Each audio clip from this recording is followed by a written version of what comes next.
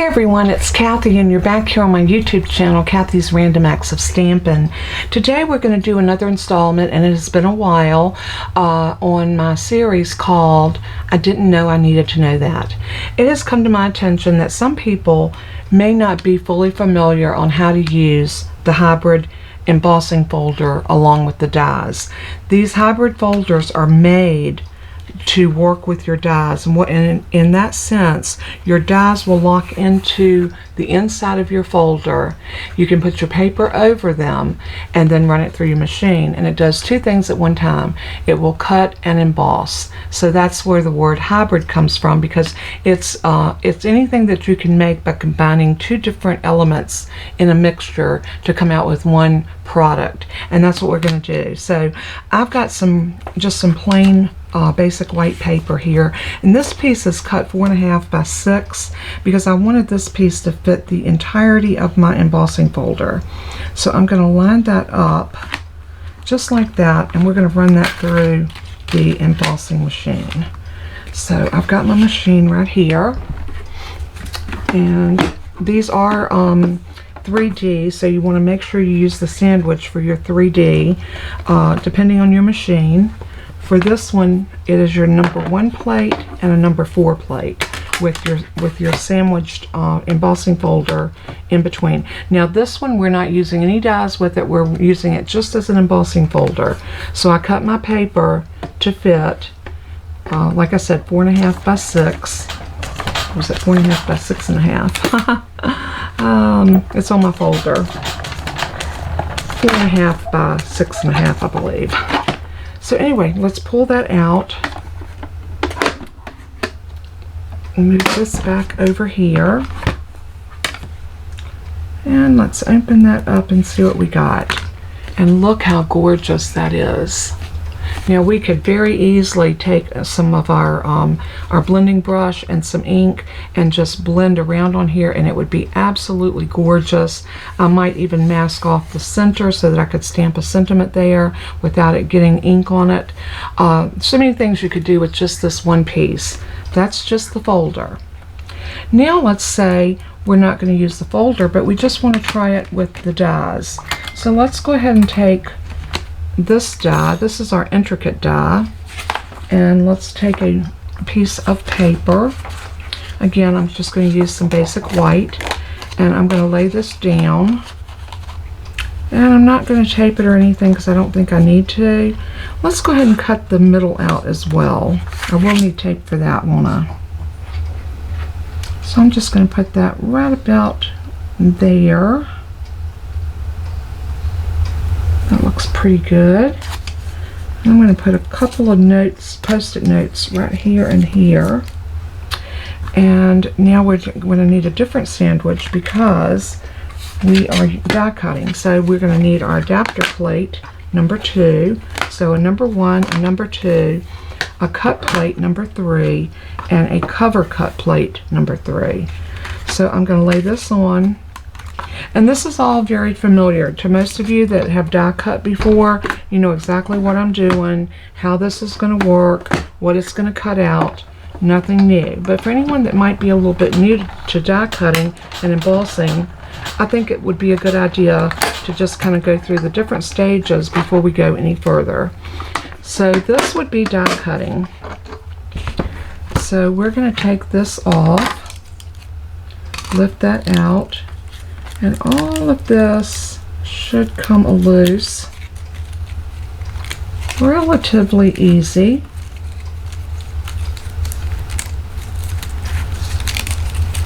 Like so. Now we have this piece, and you want to get all your little bits and pieces out because that's very, very important.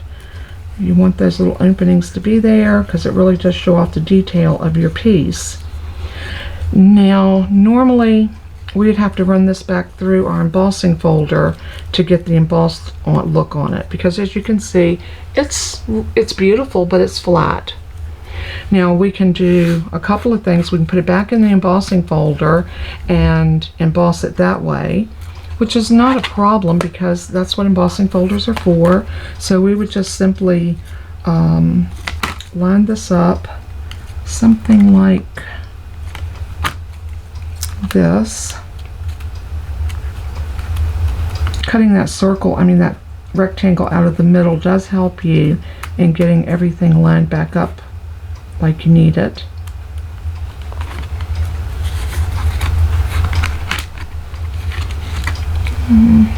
That looks, what I like to do is hold it up to the light and see if I've gotten the pieces, and they do look just a little bit off, so I'm gonna try finagling them around just a little bit. Now it looks better. So now we need to go back to our embossing sandwich, which is this one, number 1, our embossing folder, and our number 4.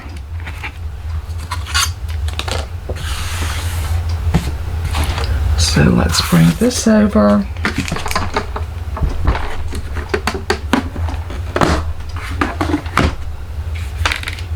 And run it through.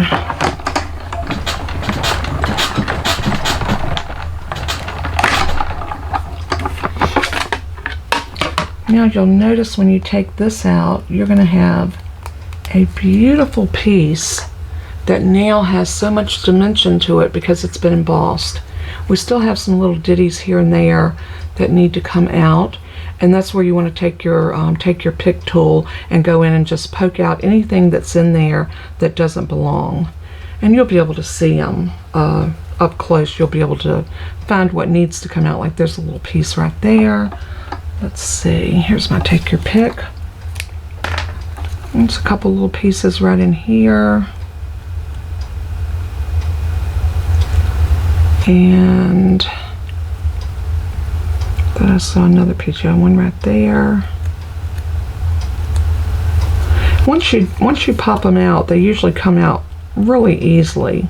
And if it's an area that it doesn't need to come out, then you will feel it. You'll feel the resistance against it. So that's it right there. So that is absolutely gorgeous, but it took us 2 steps to do that. So let me show you how you can use this embossing folder and do what we just did in 2 steps, all in 1 step. Very simple. We're going to grab another piece of cardstock, and that's not long enough. There we go. So we are going to put this in here like that. Grab our embossing folder, our die, and see I still have tape on it because remember I left this piece in the die. This is the little rectangle that cuts out, and it's a rectangle, so it makes it really easy for you to use that for sentiment. And you can also use that piece and cut it by itself as well. So let's lay this in here. Knock out some of my pieces. That's what I like to do. Just tap it on your desk if you have excess pieces in there, and it knocks them out really fast. So I am going to, that's going to go in there just like that. So what I'm going to do is I'm going to fold this over, lock it down, turn it over, raise it back up, and then lay my paper in, and then close it down, and we're going to put it back in, and this time we're going to use the sandwich as though we were just embossing, and that's going to be your number 4, your number 1, and your number 4. So then crank this through. You'll feel a little bit more resistance because you do have that die in there, but it's not a problem. It will crank right through. And now we can take this out. You know what? It needs to go again. It's not quite. I don't know. Let's see.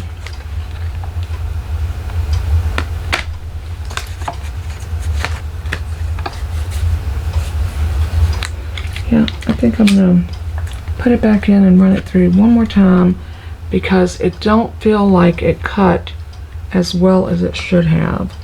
So I think this time I'm going to put the piece up like that and this like this. And let's crank it through again.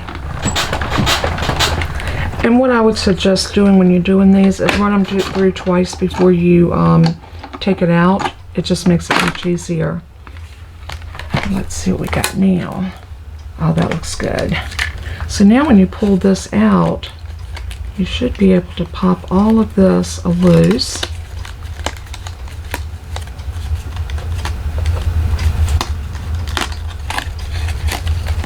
Just like that.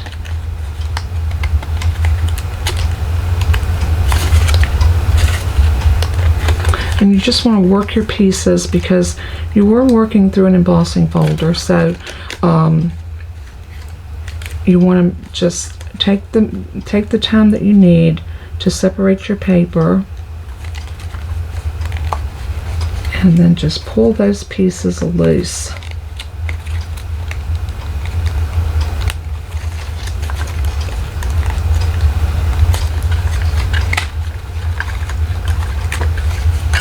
And then you want to go back and take your pick tool and pull out any pieces that are stuck in there. And this again is the perfect place for that take your pick tool, because you can just poke those out just like that.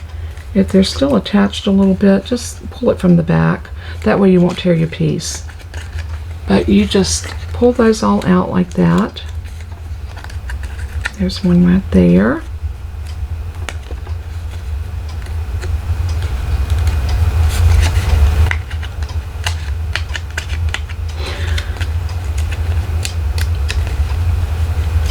And this one like that. A couple little holes right here and there. So just take and poke those out.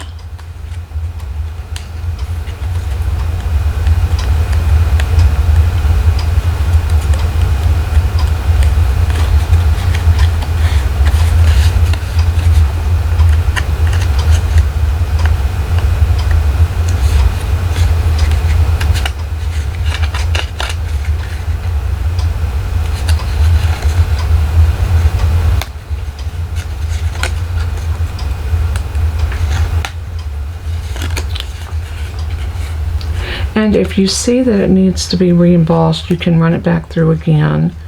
I personally think that if you cut it and emboss it, let's look at the piece that we did.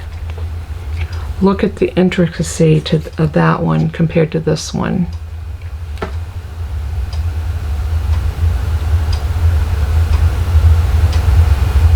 So I really like what this does. I think it's so pretty.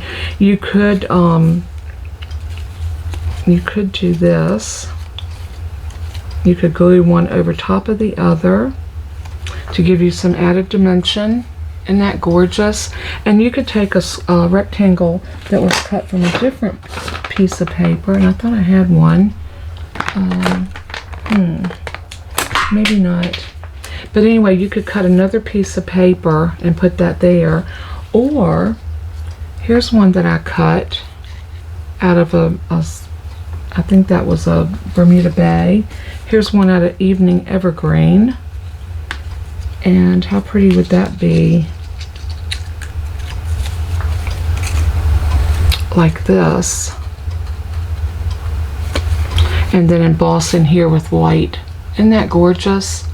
So that's how you use your hybrid embossing folders. They're so much fun and such an easy way to add some dimension to your card.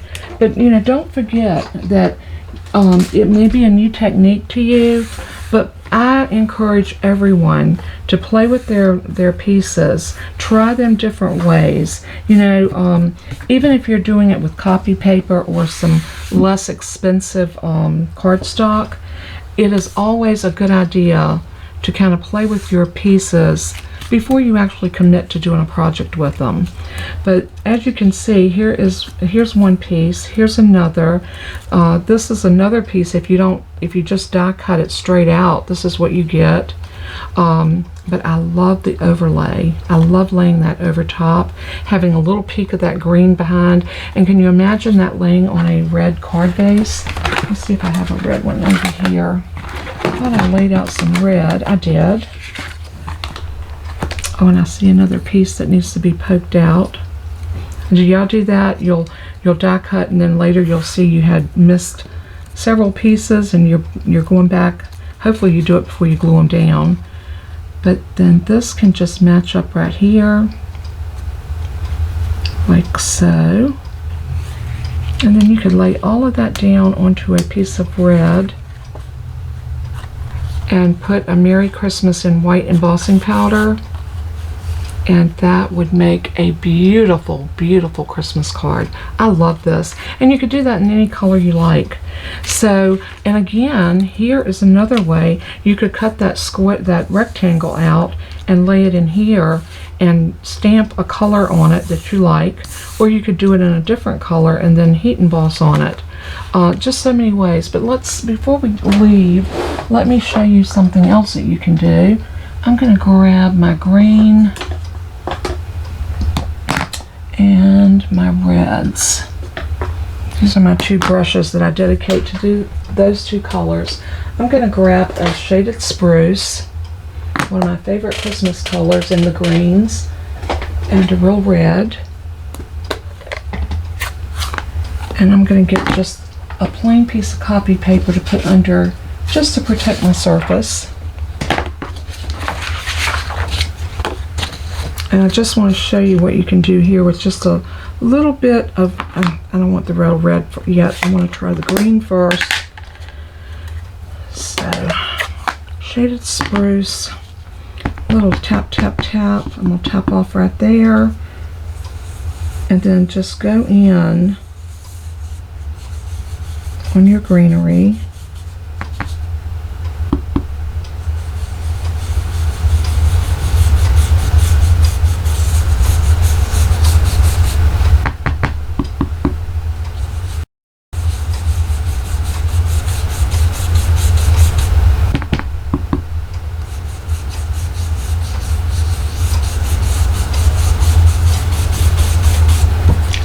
And just, just adding that little bit of color around the edges can just make the world of difference in this piece.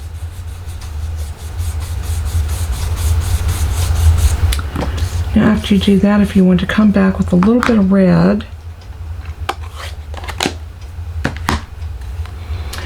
and tomorrow's video, I'm going to actually take some of these pieces that I've cut, and we're going to actually make a card with them. So that'll be our Christmas card. That should have went up Monday, but I'm running just a little bit behind. And y'all are probably saying, what else is new? And that is so true, but hey, as long as I keep some content coming up for everyone, hopefully y'all will stay happy with me.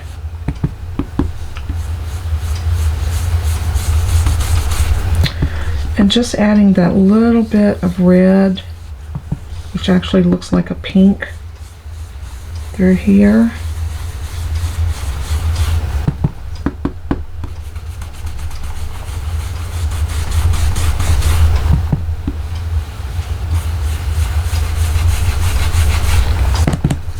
It's a very soft technique when you use your blending brushes. I think it's so pretty.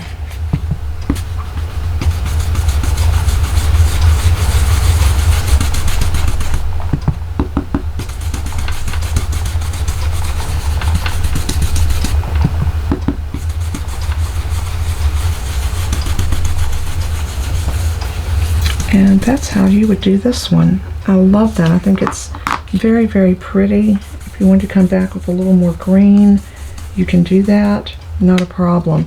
But that's the way I would do something like this. Isn't that gorgeous? You can still see a little of the white coming through. So it gives a very, I don't know, sort of like an airy, airbrushed look to it. So I like that as well. So those are just some ideas on how to use your hybrid embossing folders. Another thing you could do with this is you could come in with this piece and just glue it down over top of your cut and then stamp a sentiment in here. We've already gone around the outsides and put down some real red, so that's already showing. Let me zoom y'all in just a little bit, and you can see that would be a beautiful way to do this as well. Or even if you wanted to use a real red piece and emboss the whole thing and then cut and emboss one of these, that would be absolutely beautiful. So I hope I've given you some ideas and I've taught you a new trick or two, and perhaps this is something you didn't know you needed to know. So until we craft again, God bless and keep you, and as I always say in closing, let everything that you do and say bring glory to our Father in heaven. He is worthy. So until next time, see you. Bye-bye.